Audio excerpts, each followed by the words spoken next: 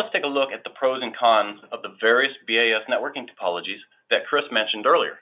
Here is a more focused view of the network topologies that Chris mentioned earlier, so let's go into each one of these a bit more to discuss how, and then the pros and the cons. The three basic topologies typically used in a BAS control system: daisy chain, star, and ring. On the left, we have a BACnet MSTP daisy chain, which some may also call a BUS.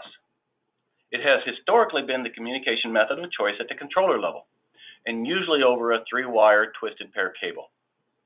The challenge with this daisy chain configuration is that a single link failure means all of the downstream controllers would stop communicating. Another challenge is that the MSTP cabling is lower bandwidth, so large amounts of data can overwhelm the network, reducing its performance. One thing to note on this slide is that all of the network topologies eventually all utilize Ethernet and IP at the supervisory level. So Ethernet-based I communication is not new to BAS. It's just being brought down to the controller, and in some cases, even to the sensor level. Now let's take a look at the Ethernet-based IP solutions.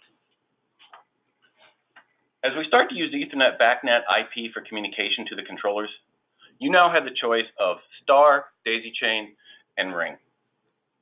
So let's look at star topology first. In this configuration, all of the IP controllers would have a separate Cat6 Ethernet cable connected between the aggregation switch and the controller. Sometimes this is called a home run style cabling. While star topology provides high resiliency, it would also have a higher cable and installation cost, as well as an increased number of switch ports and addresses that would be required of IT. Ethernet-based IP daisy chaining is similar to MSTP daisy chaining. Here you would connect Cat6 Ethernet cabling from the aggregation switch to a single IP controller, then run cabling from one controller to another controller, continuing until the last controller. While daisy chain topology is more cost-effective than star topology, as it reduces the cabling and the number of switch ports and addresses needed, it is not as resilient as star topology. Again, this is because a single link or controller failure would mean losing communication to all of the downstream devices.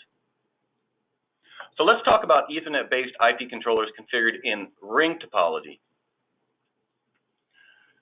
With ring topology, you are adding a managed industrial switch at the beginning of the traditional daisy chain and then connecting another cable from the last controller back to the aggregation switch. In all simplicity, you're really just creating a communication ring using Cat6 cabling, and then this ring network is managed by a switch.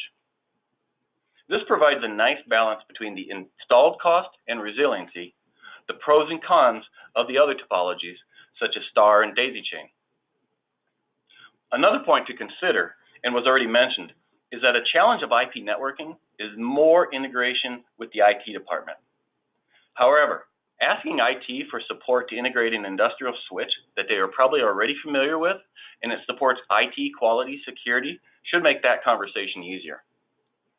And asking for fewer switch ports and associated IP addresses can't hurt anything either.